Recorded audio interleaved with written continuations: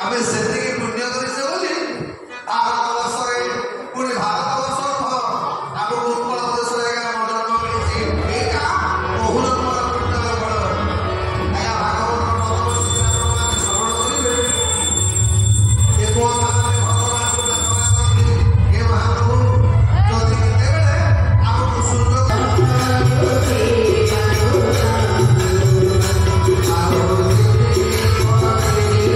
Oh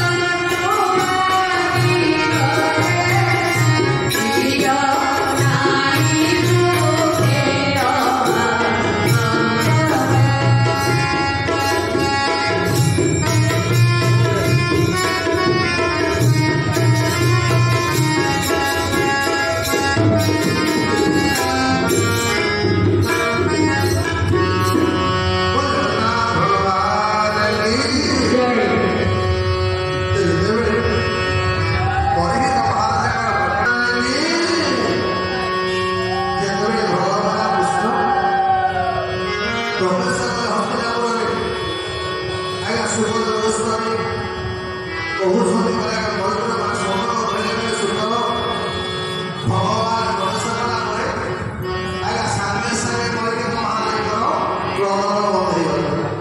ଆଉ ତାଙ୍କ 21ରେ ପରୀକ୍ଷିତ ମହାରାଜ ଭଗବାନ କୃଷ୍ଣ ଚିହ୍ନି ପକେଇଲେ। ତ ସେଇ ଜାଗାରେ ବ୍ୟାସଦେବ କହିଲେ ଯୁଧିଷ୍ଠିର ଇଏ ଯୋଉ ବଂଶରେ ତମର ଜନ୍ମ ହେଇଛି ଇଏ ସାମାନ୍ୟ ନୁହଁ। କହିଲେ ଏହାର ନାମ ପରୀକ୍ଷିତ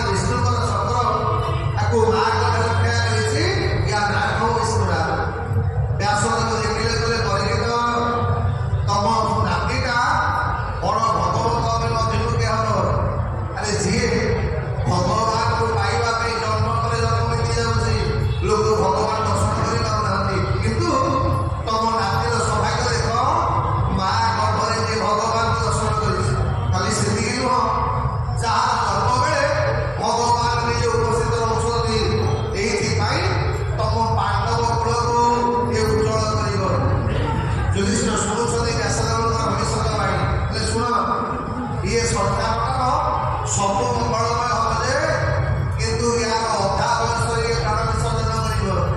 ପାଣ୍ଡବମାନେ କାନ୍ଦିବେ ଆରମ୍ଭ କଲେ କହିଲେ ବ୍ୟାସ ସବୁ ଭଲ କଥା କହିଲ କିନ୍ତୁ ମୋ ନାତିଟା ଅଧା ବୟସରେ ମରିବ ୟାର କିଛି ପ୍ରତିକାର ନାହିଁ।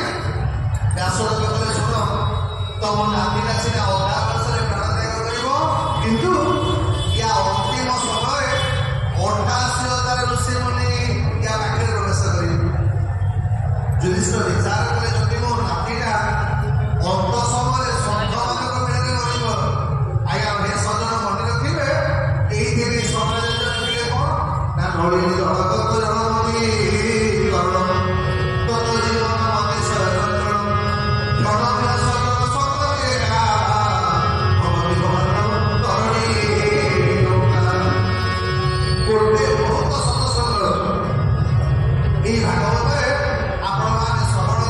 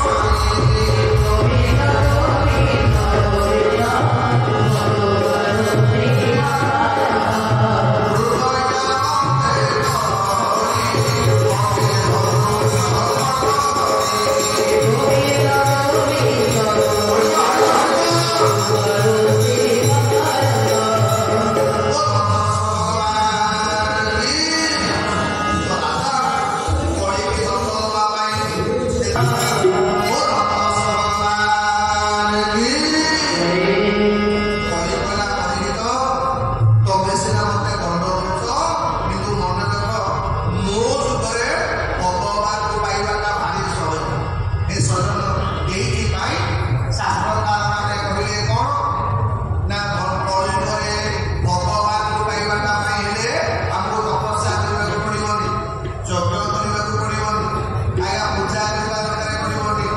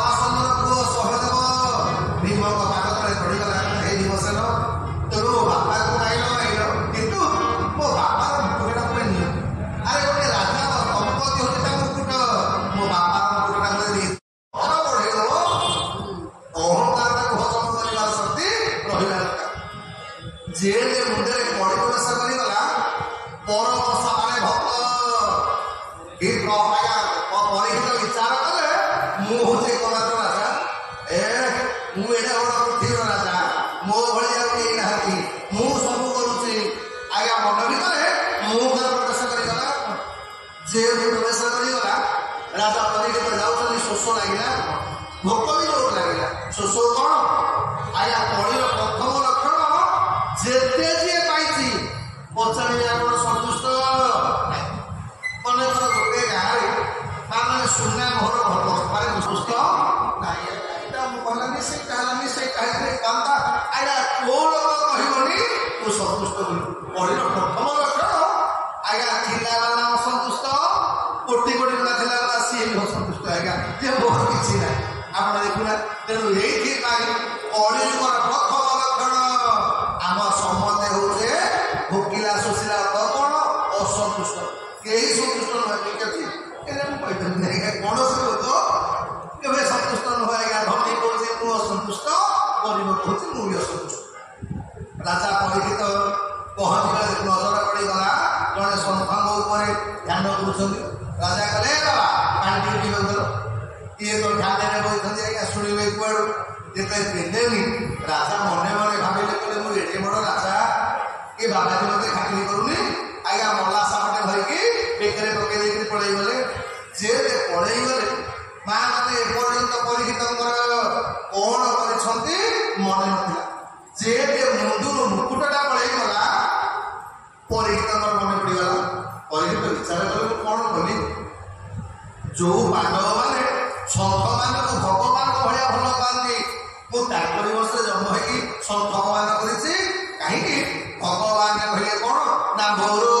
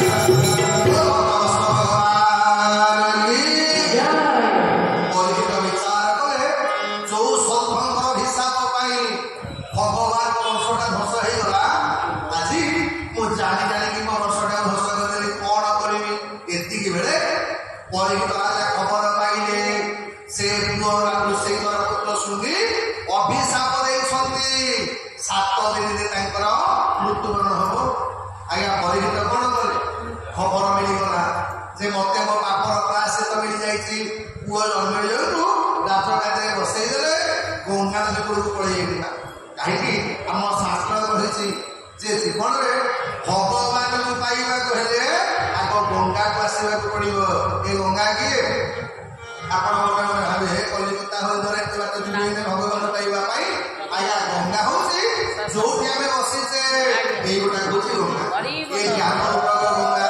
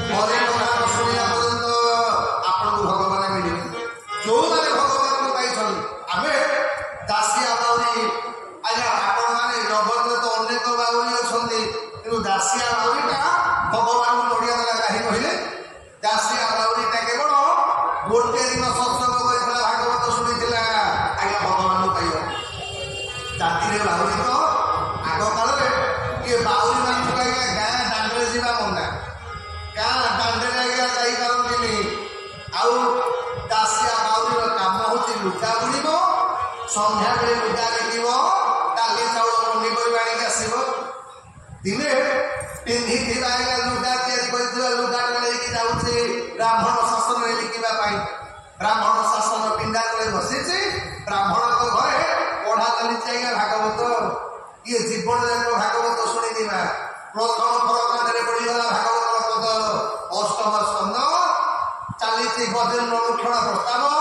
ଗଜଟା ଭଗବାନଙ୍କୁ କମଳ ପୁଷ୍ପ ପ୍ରଦାନ କରୁଛି।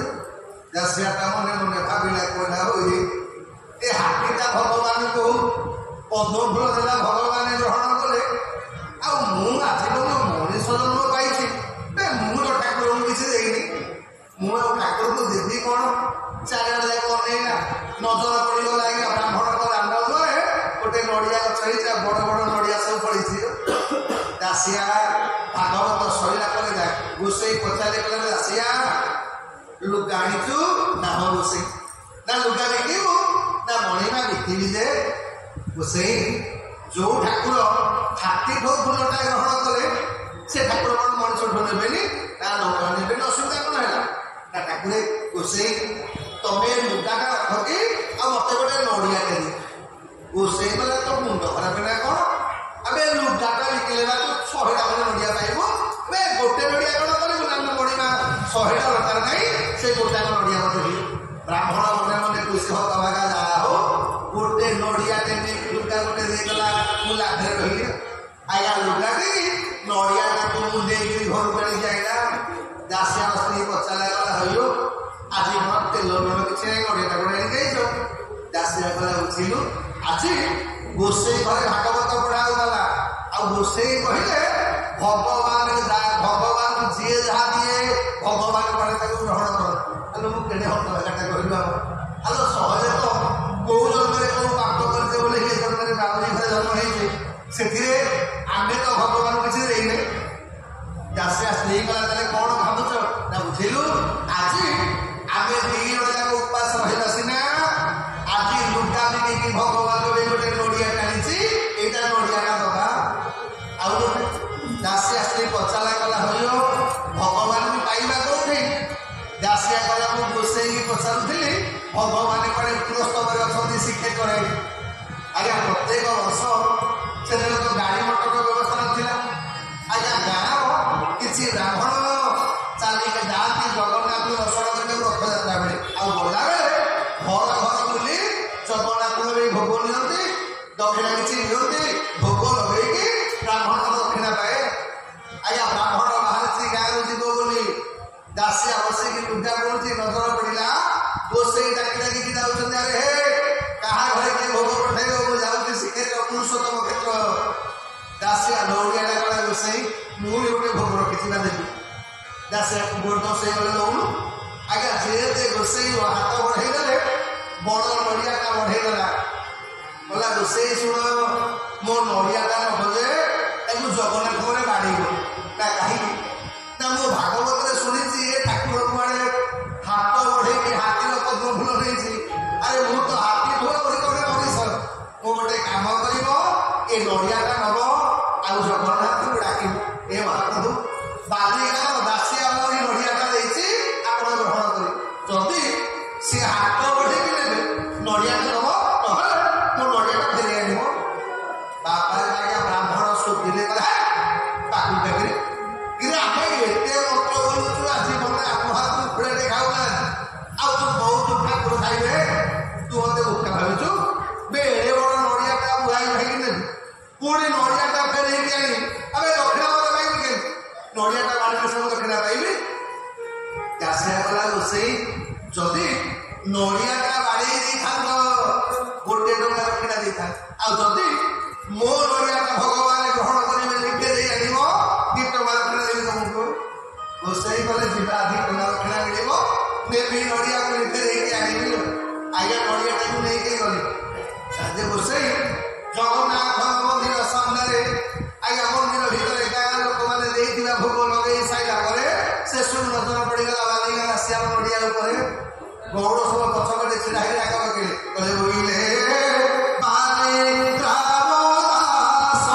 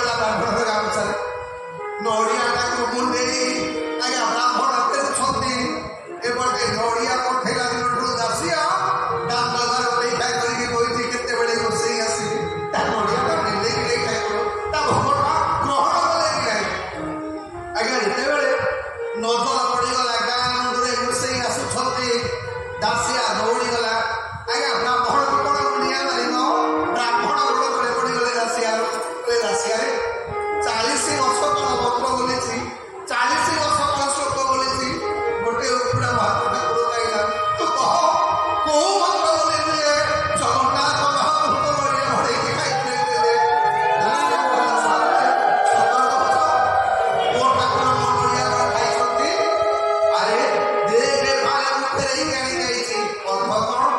ଜୀବନରେ ଭଗବାନଙ୍କୁ ପାଇବା ପାଇଁ ହେଲେ ଆପଣଙ୍କୁ ଏ ଜ୍ଞାନ ରୂପକ ଗଙ୍ଗା ସତସଙ୍ଗ ରୂପକ ଗଙ୍ଗା ଯିବାକୁ ପଡ଼ିବ କହିଲେ ହେ ଜୀବ ସାଧୁ ସଙ୍ଗରୁ ଲୋଭି ନ ପାରେ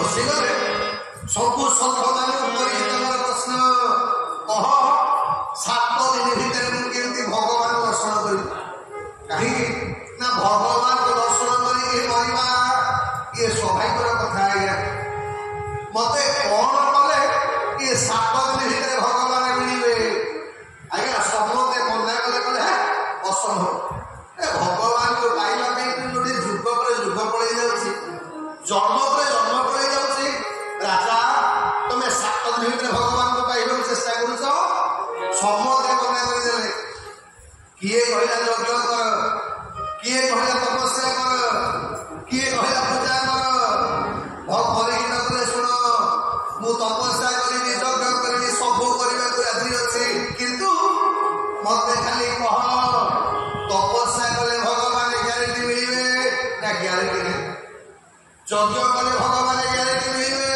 ନା ଗ୍ୟାରେଣ୍ଟି ନାହିଁ ପୂଜା କଲେ ଭଗବାନ ମିଳିବେ ଗ୍ୟାରେଣ୍ଟି ଅଛି ନା ଗ୍ୟାରେଣ୍ଟି ନାହିଁ ନା କଣ କଲେ ଭଗବାନ ମିଳିବେ ମତେ କହ ଏତିକି ବେଳେ 16 ବର୍ଷ ବୟସ ସୁତଦେବ ଗୋସ୍ୱାମୀ ପହଞ୍ଚିଗଲେ କହିଲେ ପରୀକ୍ଷିତ ମୁଁ ଜାଣିଛି କଣ କଲେ ଭଗବାନ ମିଳିବେ 88,000 ଋଷିମୁନି ମାନେ ସ୍ତବ୍ଧ ଛୋଟିଆ ପିଲାଟା କଣ କହୁଛି ଭଗବାନଙ୍କୁ ପାଇବାଟା ସହଜ ପରୀକ୍ଷିତ କହିଲେ ମତେ କଣ କରିବାକୁ ପଡିବ ନା ଗୋଟିଏ କାମ କରିପାରିବୁ ନା କଣ ନା ମୁଁ ଭାଗବତ କହିବି ଆଉ ତୁ ଶ୍ରବଣ କରିବୁ ପରୀକ୍ଷିତ ମୁଁ ତତେ ଗ୍ୟାରେଣ୍ଟି ନେଇକି କହୁଛି ଯଦି ଭାଗବତ ଶ୍ରବଣ କରିବୁ 7 ଦିନ କଣ 7 ମିନିଟରେ ତତେ ମୁଁ ଭଗବାନ ଦର୍ଶନ କରିଦେବି କହିଲେ